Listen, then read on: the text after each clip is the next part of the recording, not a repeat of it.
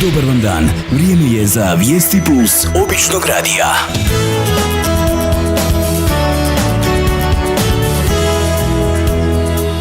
Dragi slušatelji, dobar vam dan. Mostarska umjetnica Zijada Zekić u suradnji sa stručnim osobljem Centra za djecu i omladinu s posebnim potrebama Los Rosales Mostar organizira večer s djecom i omladinom s posebnim potrebama pod nazivom Najbolji od najboljih, koji će se održati u Centru za kulturu Mostar u utorak 20. studenog s početkom u 19 sati.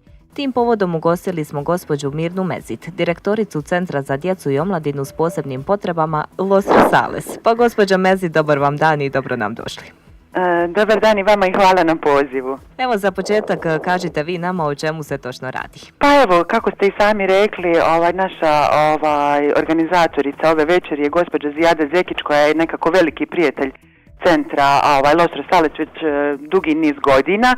I želimo nekako simbolično na 20. novembara, to je Međunarodni dan djeteta, da provedemo to večer zajedno sa našom djecom, sa našim korisnicima Centra Los Rosales. Znači tu ćemo nekako predstaviti naš rad i evo kako i sam naziv te večeri kaže, to je najbolji od najboljih. A što želimo s tim poručiti? U stvari da su svi naši korisnici, trenutno 130 koji imamo u Los Rosalesi, su najbolji. Međutim, uvijek se neki ističu, je li tako, po nečemu, pa tako i naši korisnici na toj večeri da nagradimo čisto simbolično ove naše najbolje od najboljih. Evo kakav ste program priredili za posjetitelje?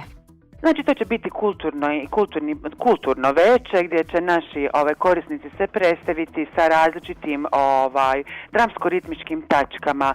Također smo evo kao Centar Los Rosales imamo jednu korisnicu koja se ističe u pisanju različitih pjesama, pa smo nekako za taj dan, opet 20. novembar, odlučili da to sve pretočimo u jednu malu zbirku pjesama s kojom će se ono predstaviti i koje će naši gosti imati priliku i dobiti da vide da u stvari i djeca i mladi sa poteškoćama u razvoju u samo malu podršku mogu dosta toga i možemo ravnopravno da koračamo u društvu sa svim ostalim. Evo i za kraj našeg razgovora imate li neku poruku za slušatelje, možda da ih pozovete da vam se pridruže? Evo naravno, mi želimo da pozovemo sve koji imaju vremena da dođu, da vidi, da pokažemo, da postanu svjesni, jer nekako u ovome društvu kojim živimo i dalje postoje te neke barijere, a mi se želimo da uklonimo barijere, prvenstveno krenemo svi sami od sebe u našim glavama, pa i dalje i da pokažemo da naši korisnici jako puno toga mogu. Pa zato dođite da se družimo i da zajedno vidite te najbolje od najboljih. Gospođo Mezit, hvala vam puno na izdvojenom vremenu. Hvala i vama.